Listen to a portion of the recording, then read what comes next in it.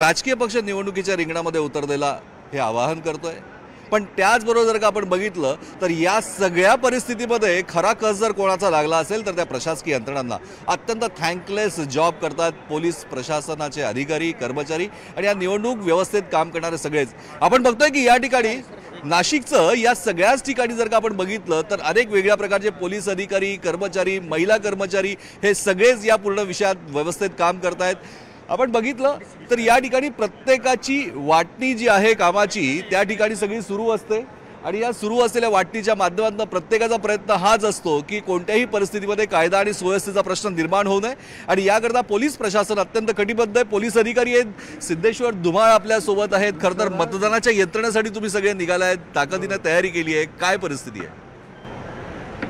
इलेक्शनच्या अनुषंगाने आपण कालपासूनच सर्व अधिकारी अंमलदार आहेत त्यांना सगळे ऑन रोड आलेले आहेत। क्रिमिनल्सच्या विरुद्ध आपण स्ट्रॉंग प्रिव्हेंटिव्ह ॲक्शन्स पण घेतलेले आहे आणि उद्याचं जे मतदान आहे ते एकदम शांततापूर्ण वातावरणात होईल या सगळ्या खात्री आहे। या सगळ्या प्रक्रियेत नक्कीच हा खात्री हा विश्वास सगळ्यात महत्त्वाचा आहे। या तुम्हाला मोठ्या प्रमाणावर पोलीस कर्मचारी आहे, अधिकारी आहे, महिला कर्मचाऱ्यांचा सुद्धा प्रचंड मोठा उत्साह या सगळ्या ठिकाणी दिसून येतोय।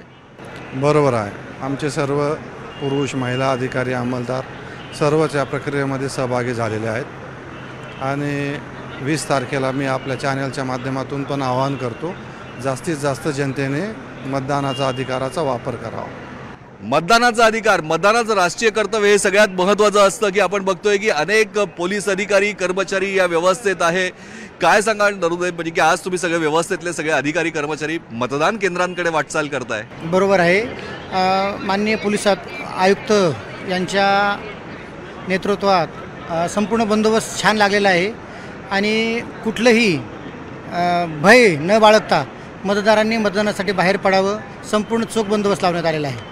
मुंबईला आपण म्हणतो की वेगवेगळ्या प्रकारचे पोलीस प्रशिक्षण केंद्र आहे, पण महाराष्ट्रातलं सगळ्यात मोठं पहिला प्रशिक्षण केंद्र जे आहे किंवा पोलीस अधिकारी हे नाशिकला आहे। उमा गवळे आपल्यासोबत आहेत, आता API आहेत, पण त्यांनी प्रशासकीय कालावधी म्हणजे प्रशिक्षण कालावधीमध्ये सुद्धा तुम्ही गाजवलं होतं। नाशिक MPA आज मतदानासाठी निघतायत व्यवस्थेत।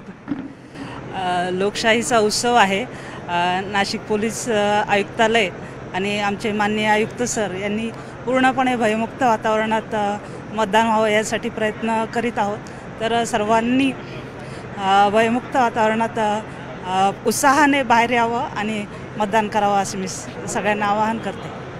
लक्षणीय मतदारांची संख्या आहे महिलांची। या ठिकाणी आपण बघतोय की अनेक महिला कर्मचारी सुद्धा आहेत। या 1 मिनिट तुमच्याशी बोलायचंय। खरं तर अनेक महिला कर्मचारी सुद्धा या ठिकाणी व्यवस्थित आहेत। भयमुक्त वातावरणामध्ये लोकांनी मतदान करावं यासाठी म्हणून तुम्ही कटिबद्ध आहात, काय भावना आहेत? काही नाही, आम्ही म्हणजे सतर्क राहून आणि सगळं व्यवस्थित चालू आहे की नाही ते बघत आहे आणि व्यवस्थित बंदोबस्त करत आहोत।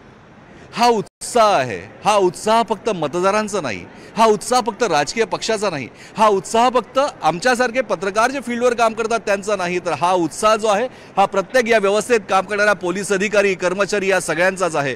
या सगळ्यांचाच म्हणणं हेच आहे की राष्ट्रीय कर्तव्य म्हणून आम्ही सुद्धा या व्यवस्थेत काम करतोय, बजावतोय, पण आवश्यकता आहे प्रत्येक मतदारानं मतदानासाठी बाहेर येण्याची।